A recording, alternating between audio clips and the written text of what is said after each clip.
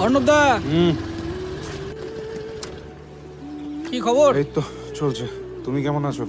এই সূর্যটা কোন দিকে উঠেছে বলতো? কেন? এতবার করে ফোন করছিস, আবার নিতেও চলে এলি, কি ব্যাপার? স্কুটিটা না থাকলে তো আমাদের সাথে যেতে পারতো। আমার দিকে তাকাস না।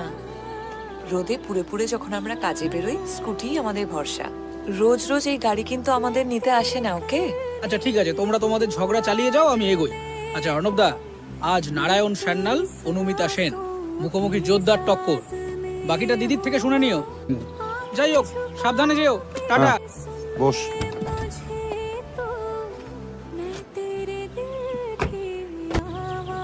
যাই।